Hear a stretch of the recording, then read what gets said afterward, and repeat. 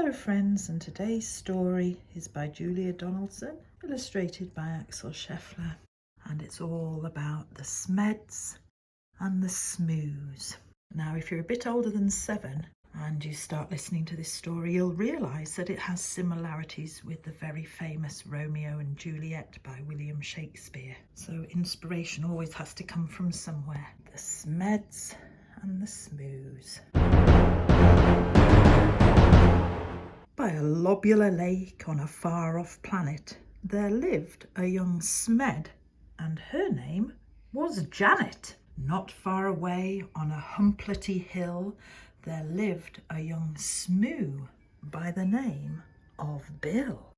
Janet, like all the Smeds, was red, and this is what her grandfather said. Never, never play with the Smoos. They sleep in holes, they wear strange shoes, they jump about like kangaroos. Never, never play with the Smoos. Bill, like the other Smoos, was blue, and these were the words of Grandmother Smoo. Never, never play with the Smeds. They have strange hair upon their heads. They sleep in funny things called beds. Never, never play with the Smeds. The Smeds on their lake liked nothing better than splashing about, getting wetter and wetter. But Janet grew bored with this watery play, and early one morning she slipped away. The Smoos jumped about on their humplety hill. They bounced up and down it and never stood still. But Bill was beginning to think this is boring. So early one morning, he set off exploring. Janet met Bill in the Wurpala wood, where the truckles grew tall and the glompoms smelled good. The two rubbed antenna and played all day long.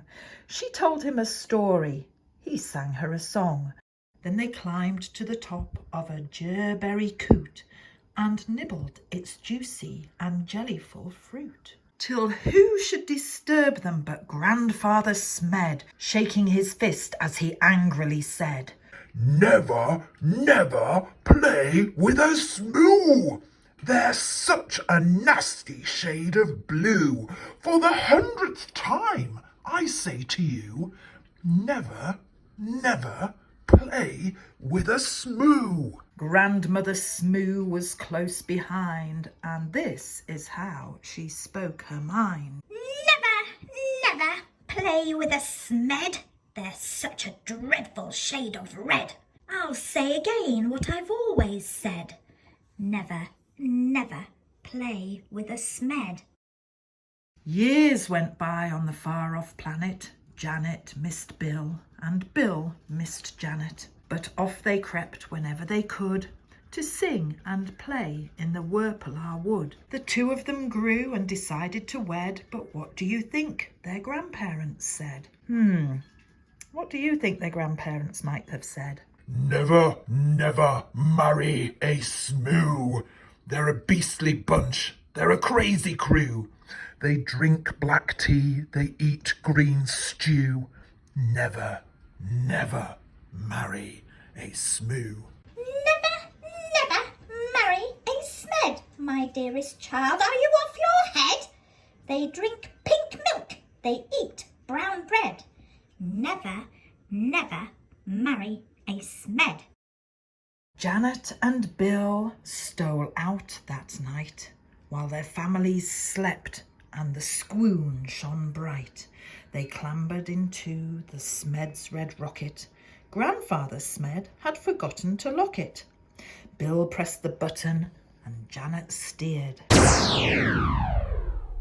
When their families woke, they had both disappeared. The Smeds said, Your Bill must have stolen our Janet and taken her off to a distant planet. The Smoos said, It's Janet who's stolen our Bill and lured him away from the humplety hill. The Smoos climbed into their rocket of blue and they said to the Smeds, You had better come too. Suspicious and scowling, they soared into space. Till they reached planet Vumjum, a dry, dusty place. The Vums had long arms which they waved in the air, but they didn't have news of the runaway pair. The next stop was Lurgelstrop, covered in roses, and watered by beasts with small eyes and long noses. They touched down on Grimbletosh, coated in grime. They searched planet Glurch and found nothing but slime.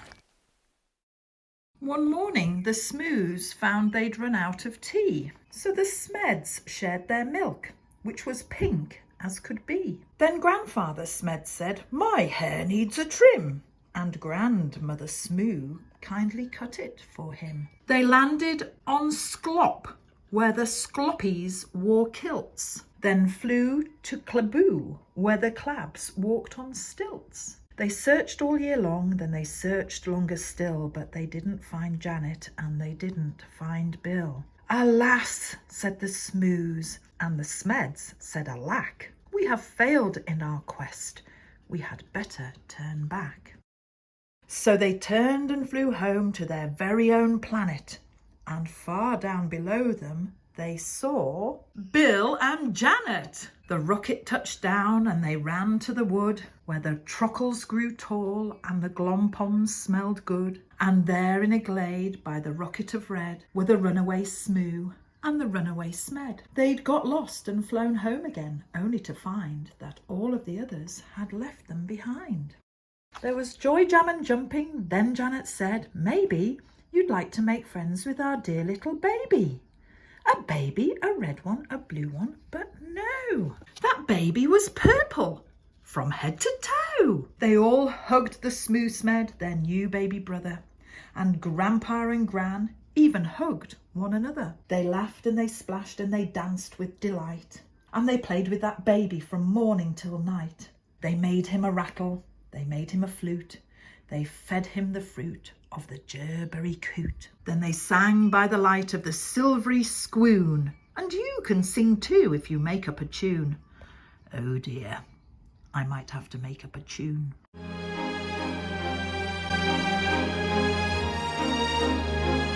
Play with the Smeds and play with the Smoos, play with whichever friends that you choose. Then close your eyes, and while you snooze, dream of the Smeds and dream of the Smoos.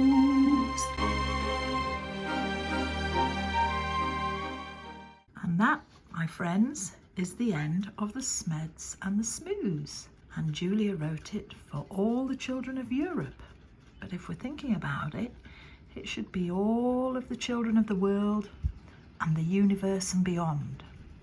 Thanks very much for listening to the end. This was first published in the UK in 2019. Bye for now.